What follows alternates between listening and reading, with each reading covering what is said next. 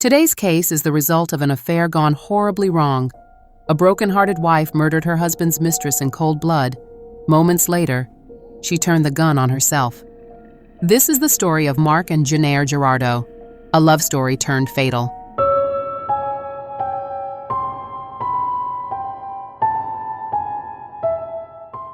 Mark Gerardot met Jennair Cox for the first time in the summer of 1986 in Fort Wayne, Indiana. They were both teenagers at the time, and she worked at a Taco Bell. Gerardot said he was immediately smitten. Their romance wouldn't begin until 4 years later, after Mark ran into Jennair again and found out that she was by then working at a nearby mall. He began visiting her regularly, and one day, he said she pressed him to make a move. It was this directness that drew Mark to Jennair. Mark really liked that Jennair spoke her mind, considering he was the complete opposite of her being very shy. The two married a few years later on October 23, 1993. He was 25 and she was 23, and together the two would create a bond that led into adulthood. Money had been a concern and a source of stress for the couple, but when the 2008 financial crisis struck, it changed the dynamic of their relationship. In November 2011, the two moved to Greenville, South Carolina, where they had both found new jobs in marketing. But by 2017, their renewed life in South Carolina came to a standstill. Jennair had been fired from her job and was having difficulty finding a new one. She lost confidence in herself, and once again the couple decided that it was time to search for new opportunities. Mark met Meredith Chapman through an email exchange. In his search for a new job, he saw that the University of Delaware was hiring a creative director in its marketing department, and Meredith would be the supervisor. Mark accepted an offer for the position and moved to Wilmington, Delaware, in November 2017. He was excited not only to be moving north, but also to see growth in his career. He didn't know that this would also be the beginning of the end of his marriage. While Jennair stayed behind in South Carolina temporarily to lease their home, Mark spent his first 45 days living alone in Delaware. During that time, he said he got to know Meredith well. He said the two had a lot in common, and one day she asked him out for a drink.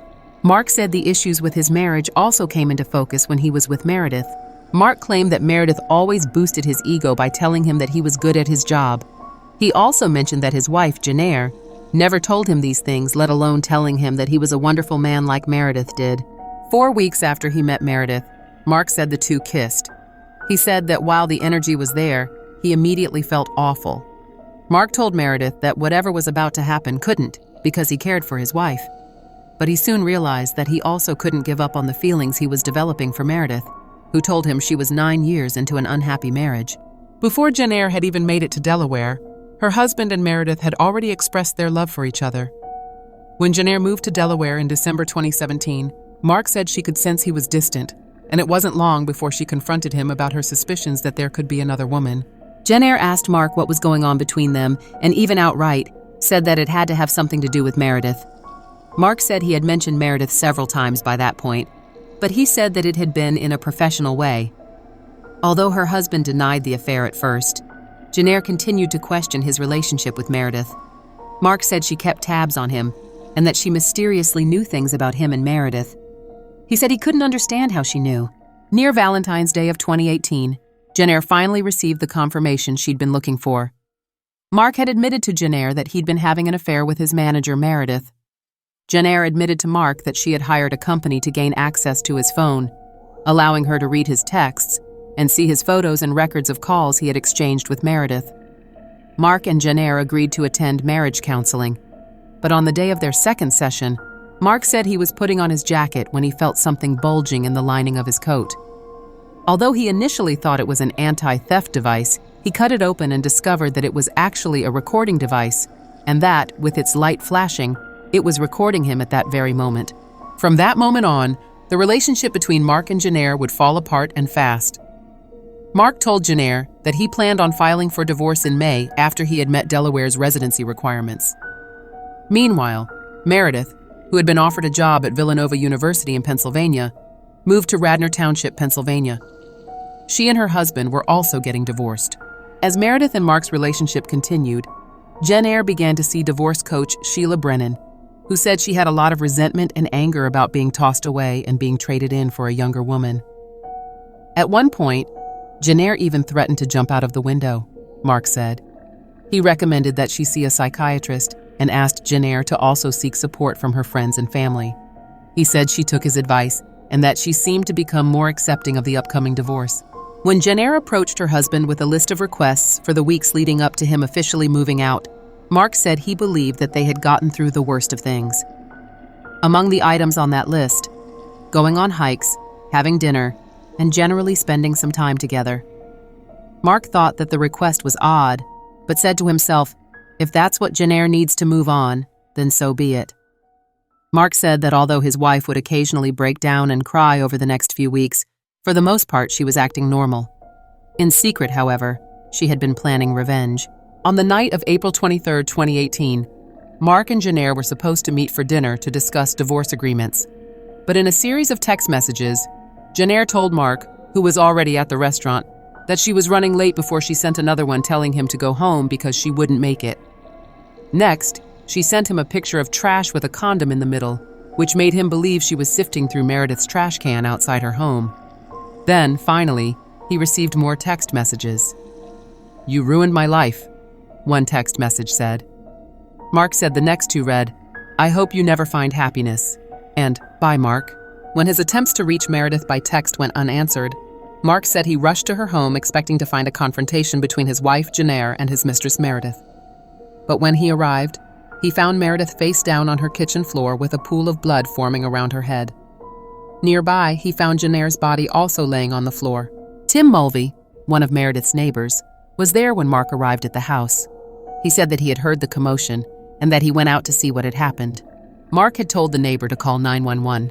An employee of Villanova University has been identified as the victim of a calculated murder-suicide in Radnor Township. Yeah, Jess, this murder-suicide is shocking to this community, shocking to so many who knew Meredith Chapman. She was a new big name to this area, but she was also a big name in Delaware. The most shocking part, though, may be that her death may stem from a love affair. A former candidate for state senate in Delaware and their current assistant vice president at Villanova University, Meredith Chapman, has been identified as one of the two people who were found dead late last night in this Radnor Township home. Authorities say she was killed by her lover's wife. Mark was placed into the back of an ambulance before he was brought to the police station as a suspect in the crime. But after questioning him and finding the gun used in the two deaths underneath Jennair Gerardot's body, the police determined that she had broken into Meredith's home before murdering her and then killing herself. In the next few weeks, the intricate plan that Jennair conceived to spy on her husband and Meredith and eventually kill her came to light. One day after the murder-suicide, police received a tip from a person who said they had seen a woman in a trench coat, hat, sunglasses, and a possible wig scoping out the house with binoculars. Police had also collected a set of car keys from the crime scene, which they determined belonged to a Cadillac that Jennair had rented. Mark said he continued to dig. He pored over his wife's bank statements, phone records, and her computer backup, and found that she was living a double life. After her husband admitted to the affair just after Valentine's Day, he said Jennair opened up a secret bank account and credit cards. She used the credit cards to purchase the audio surveillance equipment, as well as a lockpicking kit, computer hacking software, and DNA testing kits for his clothes.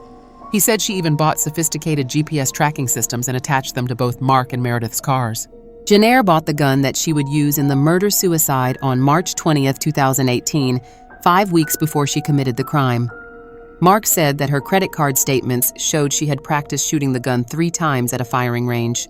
Now, years after the murder-suicide, Mark said that he wishes he handled the breakup with his wife differently, but he is also trying to move forward.